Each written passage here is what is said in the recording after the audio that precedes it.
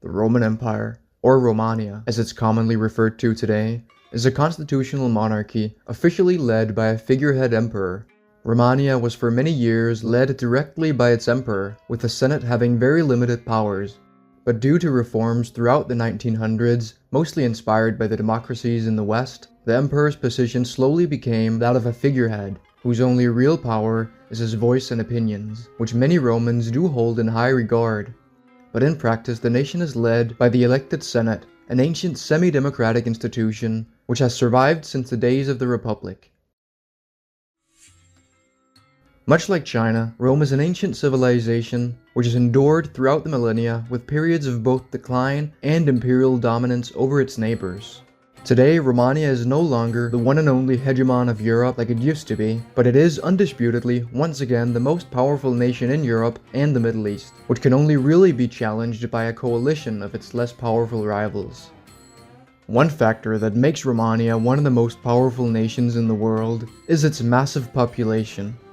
Romania is the third most populous nation in the world, with 390 million people living within its borders. This is still well behind China and India, and most comparable to the United States, which has a slightly smaller population.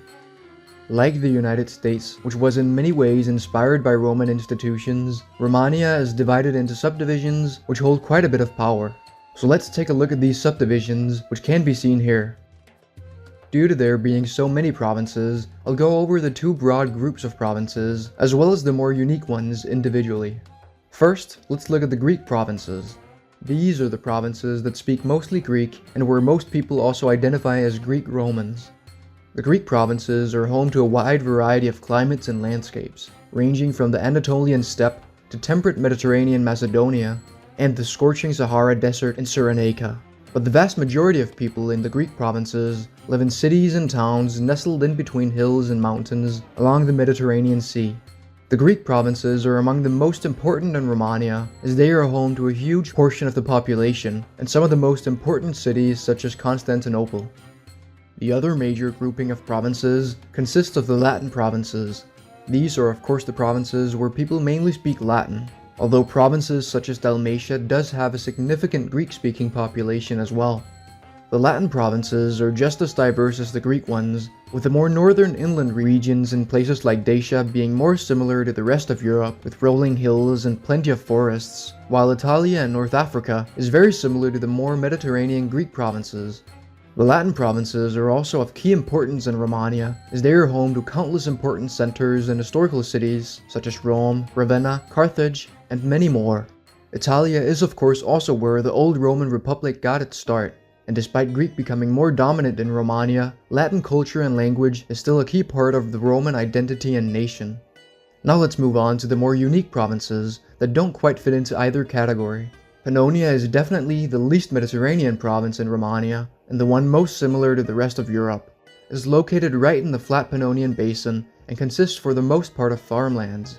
Pannonia is even referred to as Rome's second breadbasket, as it, along with Egypt, produces a huge portion of Romania's food. It's by far the most diverse province in the nation, and for this reason, it's actually divided into several semi-autonomous regions. The largest of these autonomous regions is the Hungarian Autonomous Region. This region is of course mostly home to Hungarians, but a minority of Latin-speaking Romans also live within the region. The second largest region is the Slovakian Autonomous Region. This region is of course mostly home to Slovakian speakers, who like the Hungarians have a distinct identity. Then there's also the Polish Autonomous Region, which is home to the Slavic Poles. And lastly, the Moravian Autonomous Region, which is home to the Slavic Czech people. The rest of Pannonia is administered like any other province, and is mostly home to Latin-speaking Romans, who have their own unique dialect of Latin. Egypt is of course one of Rome's most important provinces. It is the breadbasket of the nation, and is home to countless important cities, among them Alexandria. There are also beautiful ancient sites such as the Great Pyramids.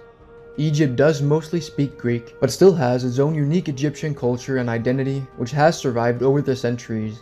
Geographically, Egypt consists mostly of desert, where very few live.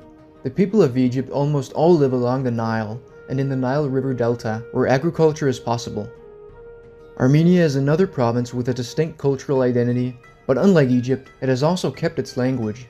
Armenia is an incredibly mountainous province where the vast majority of people either live in highlands or valleys right next to mountains. Armenia has a few notable cities such as Yerevan, the city of Karin, and Manzikert, but other than that, Armenia is still a very rural province. Georgia, much like Armenia, is a province with a distinct cultural identity and language, with the majority of people living in the flatlands in the middle of the province, which is surrounded on almost all sides by mountains. Georgia has the notable cities of Tbilisi and Batumi, but is for the most part also a very rural province. The Roman Empire is home to countless important industrial centers, many of which are among the most notable in the world. I'll briefly go over the 10 largest. Constantinople is by far the largest metropolitan area in the Roman Empire, and perhaps the most strategically important city in the world. Constantinople, like most Roman cities, essentially has two sides. As it is an ancient city, it will of course find many historical sites and quaint neighborhoods there. But the metropolis also has a more modern side to it, as it throughout the 1900s was a major industrial hub and has since then moved more into the tech sector, leading to many more recent urban developments and expansions of the city. Alexandria is the second largest metropolitan area in Romania, and much like Constantinople, also has an ancient history. After Alexander the Great's conquest of Egypt, it became Egypt's major urban center, and it only grew in importance after Egypt came under Roman influence. Alexandria also became a major industrial center during the 1900s and has remained one of Rome's main port cities, as ships often travel between Alexandria and Asia through the Pelusian Canal.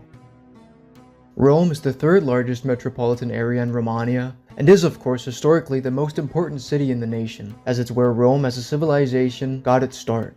Rome is home to countless historical sites, and is today a mix of modern and ancient architecture. The largest industries in Rome today is the tech sector, telecommunications, and pharmaceuticals. Rome is of course also the main urban center in Italia, and Latin Romans would see Rome as their cultural capital. Milano, or Milan, is the fourth largest metropolitan area in Romania. Milan grew to become a major city in the Middle Ages and is arguably the capital of northern Italia. It grew even more as an urban center due to the Industrial Revolution, where textile manufacturing, among other industries, became important there. Napoli, or Naples, is the fifth largest metropolitan area in Romania, and arguably the capital of southern Italia. It is known for being a very quaint historical city, which is also home to a big wine industry.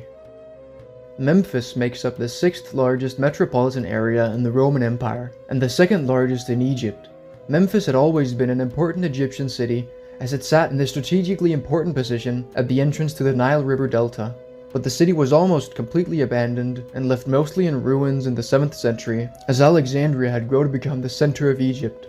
It endured as an insignificant town through the Middle Ages, and eventually grew to become a major city once again during the Industrial Revolution, where the cotton industry in Egypt boomed, allowing for the textile manufacturing industry to flourish there. After that, the next metropolitan areas in the top 10 are Smyrna, one of the most important Greek cities apart from Constantinople, also an important port city in the Aegean. Ravenna, yet another historically significant city in Italia. Thessaloniki, like Smyrna, one of the most important Greek cities after Constantinople. And Iconion, another Greek city and the main urban center in the Anatolian interior. With that said, let's move on to the linguistic makeup of Romania. What you see here is a linguistic map of Romania, which shows which language is natively spoken by the majority of people in the colored regions. And as you can clearly see, Romania is quite a diverse nation, with several languages being spoken within it. By far the most widespread language is Greek, which a bit over 57% of the population speaks natively. Greek is also taught in schools, and almost all Romans who don't already speak it learn it as a second language. Greek, unlike Latin, which you will learn more about later, is a relatively cohesive language, where pretty much all speakers speak standard Greek, although there are of course regional dialects which vary in pronunciation. Greek with time became the dominant language of the empire, as the West fell and the East had to pick up the mantle and restore the empire. This led to the language spreading further into the Balkans, as the Slavic groups that had settled there were assimilated. Greek also became more dominant in southern Italia, the Levant, and completely replaced Coptic Egyptian. Greek had already mostly replaced Aramaic and Coptic in the cities by the time of the Arab invasions, and following that, Greek would only spread further. Once again, by quite a wide margin, the second most widespread language is Latin, as it's spoken by just under 32% of the population natively. But Latin is a bit more complicated than Greek, as it divided into several variations of Vulgar Latin over the centuries. The ones outside the Roman Empire have become completely unique languages, but a large Italian Latin influence inside the nation has made it so the Roman variations are more so just distinct dialects. In much the same way German has very distinct regional dialects that are almost their own languages, but not quite, Latin also has several variations that differ quite a bit, but are still for the most part mutually intelligible. The third most spoken language in the country is Armenian, which is spoken by 2.6% of the population. Armenian is spoken mostly within the semi-autonomous province of Armenia, but there are also communities of Armenians across Anatolia. The fourth most spoken language is Hungarian, which is also spoken by around 2.6% of the population. The Hungarian speakers are mostly limited to the Hungarian Autonomous Region within Pannonia, but there are also large Hungarian-speaking communities in Dacia. After that comes the Georgian language, which 1.5% of people speak. The Georgian language is for the most part limited to their own autonomous province. Then after that come the Berber speakers, which make up 1.4% of the population. The Berber languages are a loosely related group of languages spoken throughout North Africa. The languages are only spoken by the majority in semi-nomadic and rural communities in the Sahara, but it is a widespread minority language not shown on the map, spoken by millions in the province of Africa, Tripolitania, and Cyrenaica. Slovakian is the next minority language, which is spoken by 1.3% of the population. Slovakian is spoken mostly within the Slovakian Autonomous Region within Pannonia, and the Slovakian people are a very distinct Slavic people, which is, of course, why they, much like other minority groups, have their own semi-autonomous region. Then come the Aramaic speakers. Aramaic used to be the dominant language in much of the Levant, but today it is a minority language only spoken natively by the majority in rural and northeastern Syria. Aramaic speakers make up 1% of the population. Polish is spoken by just 0.2% of the population and is another distinct Slavic language limited mostly to the Polish Autonomous Region in Pannonia. Czech, much like Polish, is a distinct language spoken by very few. The Czech also have their own autonomous region in the very diverse province of Pannonia and make up just 0.1% of the population. In the south of Egypt, you will find a small population of Nubian speakers, who make up around 0.1% of the population. Lastly, along the southern Red Sea coast of Egypt, there is a small population of Beja speakers, who make up less than 1% of the population. And that's it for the linguistic makeup of Romania, so let's take a look at the economy. In terms of total GDP, Romania sits at around 13.5 trillion, making it by far the third largest economy in the world, well ahead of Germany and Japan, and just barely behind China, which recently overtook them. This makes Romania one of the most important world players, which I'll go more into in the next section. Although China has a larger economy in total, standards of living in Romania and wealth per person is quite a bit higher, as the GDP per capita is just under 35,000. This is fairly comparable to countries like New Zealand and South Korea, and puts Romania a bit behind the Western and Northern Europeans, but still well ahead of most of the world. But with that said, where does that place Romania on the world stage? Well, Romania is of course one of the three major world players of the United States, China, and Romania. But it is currently in a bit of a transition period, as Rome was not this powerful throughout the last century. For much of the 1900s, Romania was a close American ally, as it was not quite on par with the Soviet Union and sought Western support. But from the 70s and 80s onwards, the Roman economy saw a major boom, which also brought significant population growth. This is what made Romania the power it is today. With Romania becoming a formidable force on its own, and with the Cold War ending, Romania today is at a crossroads. It is still in NATO, but no longer really benefits from the alliance. Romania has also been building its own sphere of influence through military alliances and economic unions with neighboring countries such as Mauritania, Spain, Lusitania, Makuria, Alodia, Ethiopia, and the Kingdom of Hejaz, which in the 1920s sought Roman protection from the expanding Emirate of Nejd and has been a Roman ally ever since. Controversially though, relations between the Emirate and Romania have in more recent times become much better. Due to Roman interest in the Emirate's massive oil reserves, the royals' fear of instead falling under Persian influence, as well as controversial but mutually beneficial arms deals with Romania, the Emirate of Nejd is today a Roman ally and in the Roman sphere of influence.